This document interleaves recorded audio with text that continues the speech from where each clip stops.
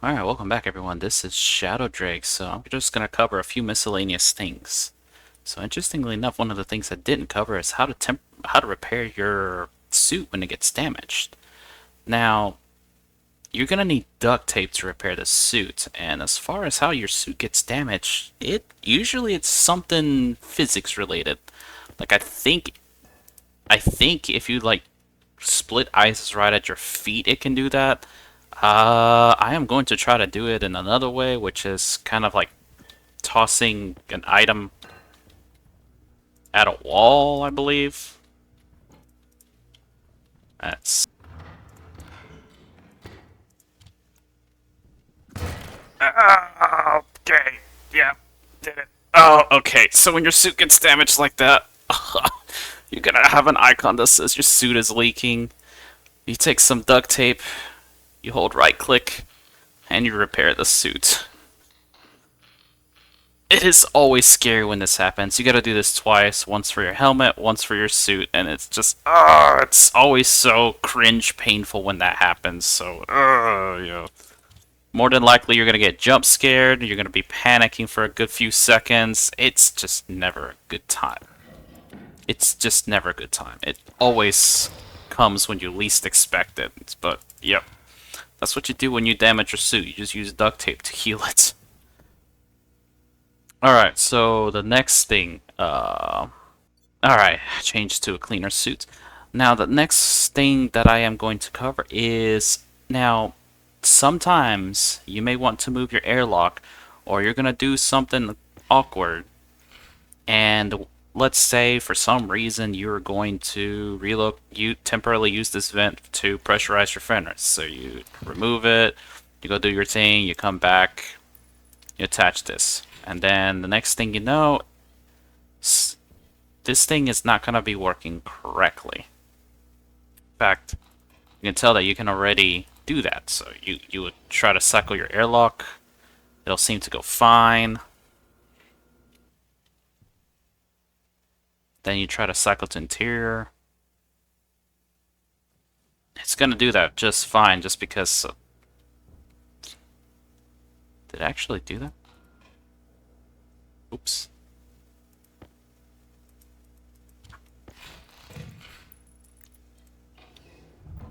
Yep, like that. So you do that, something just doesn't seem to be working right, and in fact, you can use it manually, and that just lets you know that something's wrong. So what ends up happening is when you look at your airlock, oh boy, you find some things that are red. This is not good. And you have some active vents. It's like, oh, okay. Well, whenever you completely disassemble a device and reassemble it, you give it a brand new device ID in the logic circuit. So what that means is this airlock setup, which was set up with a completely different device ID compared to what you have now. So even if you rename these to the exact correct names, you'll see them in here, but you'll see that they just won't really work. Everything's just all screwed up. So the only way to fix that is to take out your frustration by putting it down on the floor and stabbing it with the screwdriver. When you do that, strangely enough, the things that were previously controlled by it just magically unlock and stuff, even though this is nothing to do with it right there. But when you reassemble the thing, you clear out all the errors and you're able to completely set up the airlock again exactly how you had it. So, yeah. So that's something good to know. If you ever disassemble devices on your airlock or anything whatsoever, you have to completely reset your console or with the screwdriver. Now, if you were to remove it, like if I remove the highlightedness over here and then remove remove the vent and then reattach it, you'll see that you didn't have any errors, so you can technically do that to temporarily claim control of the device. But just be aware that if you ever do something and you see the red device icons in your airlock console or sometimes other consoles, That's why. You remove the device, the console card still wants to work with the old stuff, so yeah. That's how you fix that. Alright, so the last thing I kind of want to go over is showering. Now, you may think that showering is something that you can only do once you're fully set up in this base, but truth be told, you can actually get it done much earlier. And I have been waiting to see what my hygiene is going down, and a hard suit makes it go down faster, which is what I am wearing right now. Plus, the old stuff is understandably damaged, and you cannot fix suit damage other than destroying it.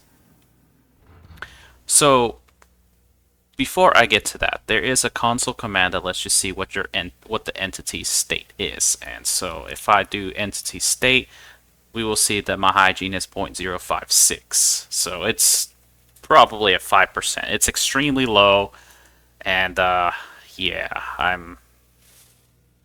it's gonna turn red and my mood will start dropping soon. But now the thing is, when you use a shower, it creates some polluted water. So you may think that you can't do anything with it, and that's what this back console here is for. The easiest thing to use will be a water purifier. However, it requires charcoal in this slot. There's only one way really to get charcoal, and that is from recycling plant matter and burning it in your furnace. So we're gonna see if I have any. Okay, I have a lot of wheat that's grown. Looks like I'm going to use my potatoes. So I'm just going to use these 3 potatoes right here. But the way to get charcoal is you have to take your plant matter. It's either your potatoes or your seeds. You have to run them through a recycler. Hold on, let me add a little bit of coal here because that's battery slow. You have to run them through a recycler that you can make in an auto lathe. It's going to grind that up and create a biomass reagent mix right here. When you do that, you can now take it to your furnace that should be hot. It's got to be at least 100 Celsius. Stick it in there. Still biomass, so that means it's not hot enough. Wrong here. Charcoal. Needs at least 580 Kelvin. Okay, so yeah, I need a lot of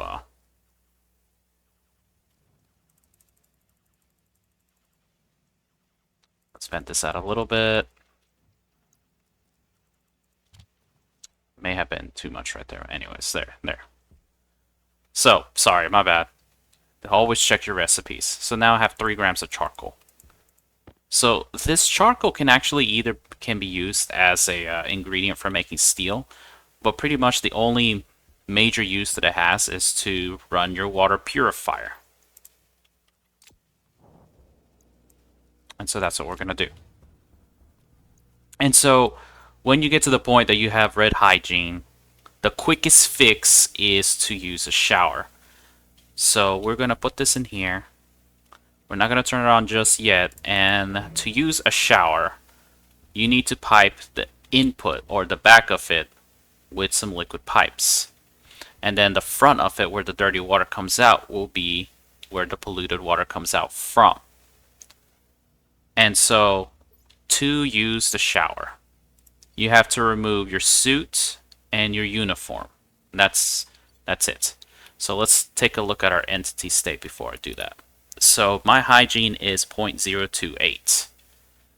So let's remove my suit and my uniform and turn on the shower for a bit. Let's take a look at my entity state. You see, it jumped up a pretty big degree, 0.193. Now, there is another benefit to the shower. If I were to just basically stay suitless in my base, my hygiene will keep increasing until it hits 1. So let's see if I can get to that point.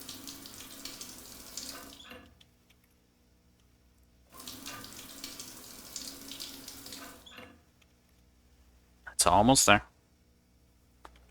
Sure, it's still increasing, yep. 0.949. Alright, so that's pretty close. So let's just dress up for a bit. And you see I have some polluted water right here. So you see I got my hygiene mostly up out of the way completely, and I only use 1.5 liters. And so then that's what the water purifier is for. With some charcoal, I turn it on, and it's just going to purify some of that water. It's going to be a little bit slowish, but you see it is cleaning up that water.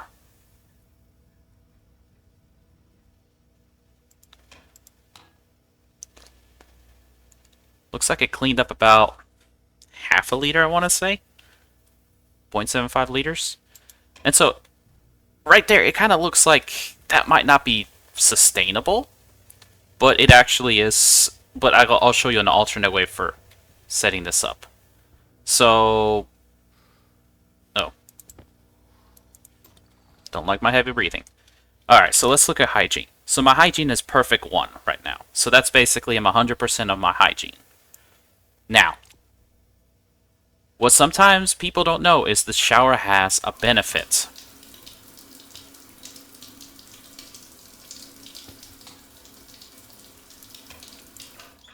Alright, let's look at the hygiene. See right there, 1.25. A shower gives you extra hygiene. So it is actually something really nice to do. So, you know, when you're finally hungry and thirsty, come in your base, take a shower. I'm going to eat some low-tier food, a little bit of it. Then I'm going to eat my French fries, aka my 4-star food. Get myself back to 4 stars. And then drink from my water fountain. And boom. There. Now I'm basically fully satisfied. Full nutrition, full hydration, and extra hygiene. So, awesome. So, this is kind of a vanity type project to have a shower, not gonna lie. But it does have some use in the sense that you can get extra hygiene so that you can stay cleaner longer, if that matters to you. Personally, for me, I just don't like to have a lot of warnings in my up top right of the screen. But again, the buffs are very minor. So let me tear this down and make one final build for the shower to show you that you can get a shower out even on the planets where you may not be growing food just yet. So be right back. Alright, so we changed that water purifier into an evaporation chamber. I'm sure you're wondering, well, how does an evaporation work for this? Well, when we take a look at the gases for polluted water, see, polluted water is just a waste product from the use of water in certain devices, predominantly the shower. Currently, that's the only thing that creates polluted water. And it can freeze to become ice polluted water. But if you boil it, it turns into steam. A water purifier can also be used to turn it back to water. Okay, so with that in mind, you can boil the water. However, you don't need to heat it up to boil it. What you can do is put it in an evaporation chamber. And as you can see with the phase change diagram, to get it back to a gas, we just basically need to have a pressure lower than 6.3 kilopascals. So we're just going to use the magic of phase change, and we're just going to set this evaporation chamber to 5 kilopascals. And once you hook it up, this is basically to set up power. The polluted water will go into a liquid pipe input on the back, right there. And then gas will come out from that gas pipe right there. And it's going to go into that gas pipe routes around back here to that condensation valve, which is on. That goes straight back to our water supply. And this is tied to the heat exchange connection of the evaporation chamber, because what's going to happen is when that water comes in here and evaporates, it's going to cool down. And then it's going to shunt all the clean water up into this pipe system.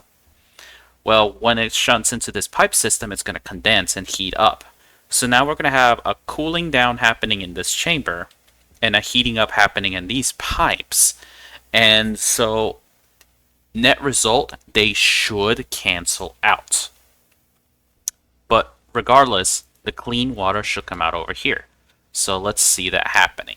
So we're going to turn on the chamber, and we're going to see polluted water is coming in, and you're going to see that it is technically cooling down a little bit.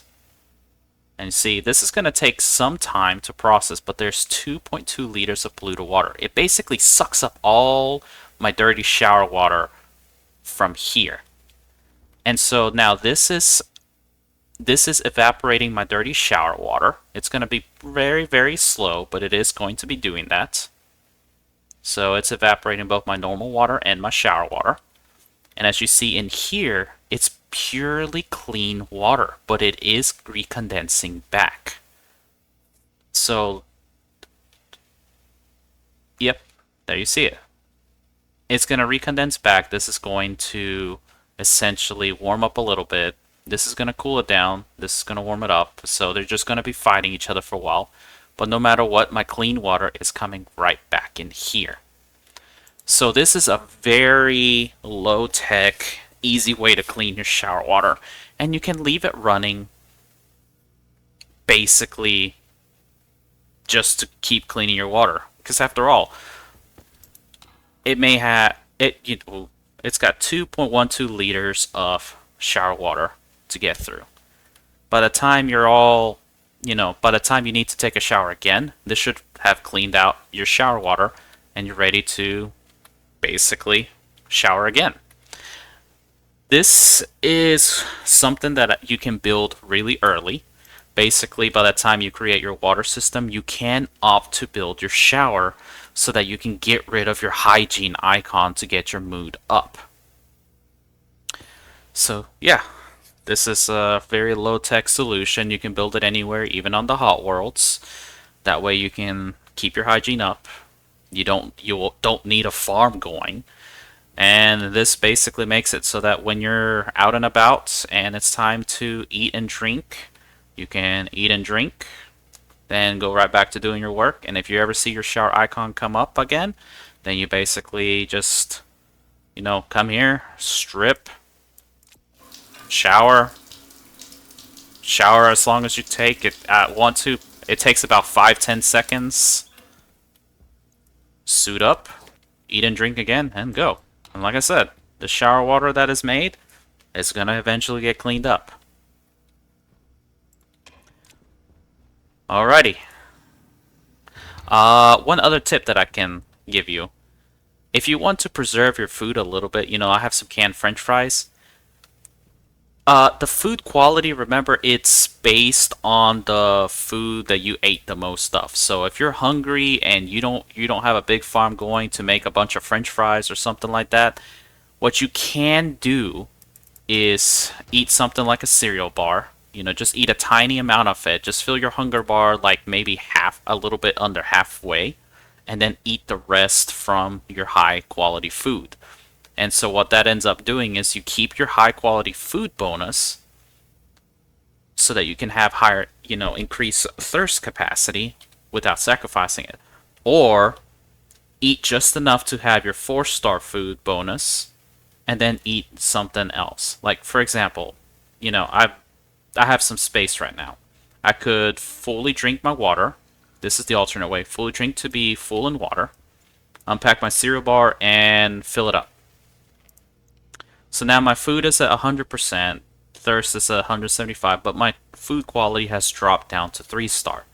Next time when I come and eat, I could probably opt to take enough bites from my French fries to get back up to 4-star, fill up on my water, and then eat some cereal bars to, finish up my food. So you can do that to kind of prolong, the quality of your food if you're not capable of making the high tier food very easily. And for French fries you need 5 oil. If you don't have enough soybeans to make that quickly, then yeah, that will be something you can do. And alright, the last thing I thought about, the last thing I want to talk about Now, what I did is I locked myself in the airlock and I damaged my lungs a bit. Now, here's how you can tell that your lungs are damaged. The easiest tell is that you have a yellow or a red icon here. But you are in an environment that has plenty of oxygen.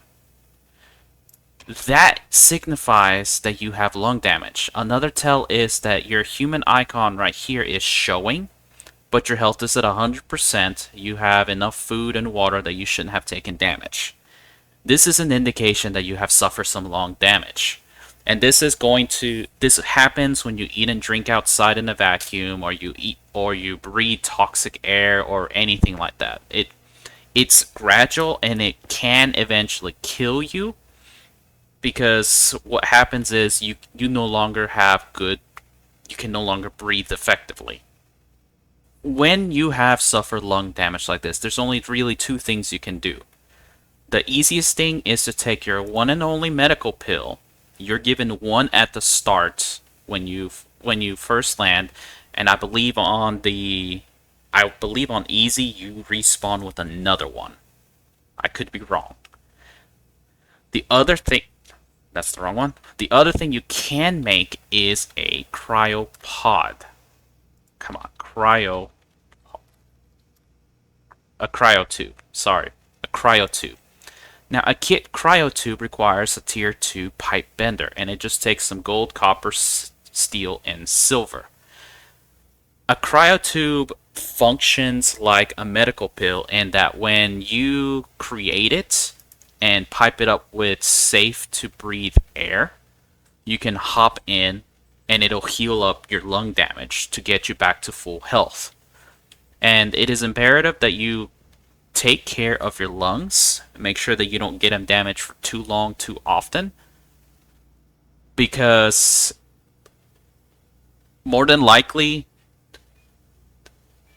one of the reasons you damage your lung is your suit got damaged outside, and it took a while before you finally got to a safe place to fix it, or say you left your duct tape at home and you basically ran all the way back to base, slowly suffocating to death and stuff, and you suffer lung damage.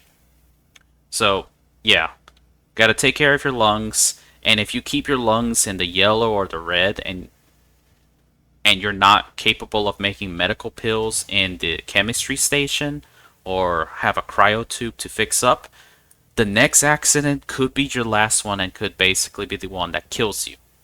Now, in easy and normal difficulty, that's just basically a respawn. On Stationeers difficulty, you respawn naked, which means you literally respawn with nothing on. And yeah, if you die on Stationeer difficulty before you have a respawner or a cryotube set up, basically your run is over. So if you're playing for the survival aspect, yeah, keep an eye on your lungs. You see this icon and the air quality is good for breathing, then yeah, you damage your lungs. You either need to make a cryotube, or you need to go on ahead and take your medical pill, like so. When you take your medical pill, it fully heals you, and now you're basically good to go. But now keep in mind, I did it again. To make a medical pill, you need a chemistry station, but you also need to be growing ferns. You can grow ferns with the trader. So yeah, just keep that in mind. Oh, and I'm out of power for that. Oh well. Yeah, this covers everything. So with that in mind, I am going to do one last little bit on the Getting Started series, and I am going to go through each planet and give you kind of like a play-by-play for the very early game, so that you can begin with the survival. So we're going to go to Europa, and I'm going to talk to you about what are the challenges on that planet and how you can survive a little bit easier on there. Because personally, once you get good at the building stuff, Moon and Mars are definitely nice for survival. But if you want to start to have challenges, then you get to go to the more exotic worlds. So Thank you for your time, and we will see you in Europa. Have a good day. Bye bye.